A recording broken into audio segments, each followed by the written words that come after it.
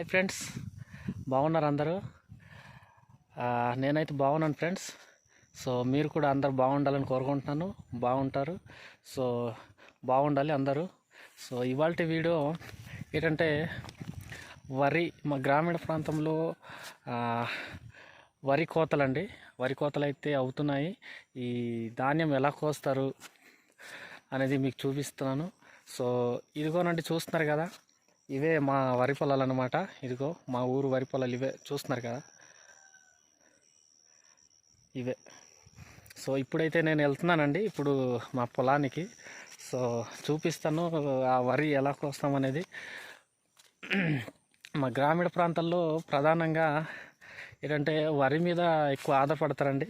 మాకు ప్రధాన పంట అయితే వరి అన్నమాట. సో అందరూ వరి మీద ఎక్కువగా ఆధారపడతారు. అలాగే వరి అంటే చాలా ఎక్కువ పండిస్తారు మా ఏరియాలో.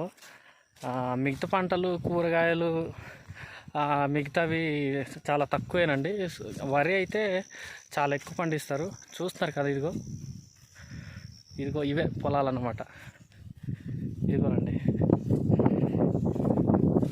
ఈ వరి అనేది ఒక్కొక్కరు ఒక్కొక్క రకానికి చెందిన వరి రకం అనేది వేస్తారన్నమాట. సో అంటే అందరూ ఒకే రకానికి చెందిన వరి అయితే వేయరు. అది కూడా ప్రతి సంవత్సరం అంటే మారుస్తుంటారనమాట. ఈ సంవత్సరం ఒక రకానికి చెందిన వరి వేస్తే నెక్స్ట్ సంవత్సరం వేరే రకానికి చెందిన వరి రకం అనేది వేస్తారనమాట. అంటే పంట మార్పిడి అలా జరుగుతూనే ఉంటుంది అన్నమాట. చూద్దామండి, వెళ్తున్నాను. ఇదిగో ఇంకా మా పొలానికి వెళ్ళడానికి ఇంకా ఒక 100 మీటర్ ఉంటుంది ఇక్కడ నుంచి. అయితే నడుస్తున్నాను. ఫ్రెండ్స్ చూస్తున్నారు కదా, ఇదిగో ఈ మొత్తము మా ఊరిదేనండి. ఈ వరి పొలాలు మొత్తం చూస్తున్నారు కదండి. ఇదిగో ఈ మొత్తము మా ఊరిదే, చూస్తున్నారు కదా. ఇదిగో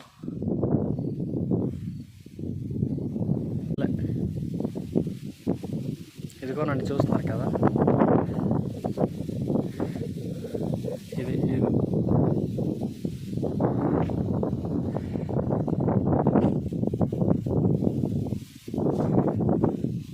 ఇదిగోనండి, వస్తామండి మా పొలంలో. ఇది కొడవాలన్నమాట. ఇది దీంతోనే ధాన్యం కోస్తాము. చూస్తున్నారు కదా, మా ఫ్యామిలీ మెంబర్స్ మొత్తం కోస్తున్నారు. ఇది మా బావాళ్ళదండి. ఈ పొలం అయితే మా బావాళ్ళది. సో ఈరోజే మొదలు పెట్టామన్నమాట కోయడం.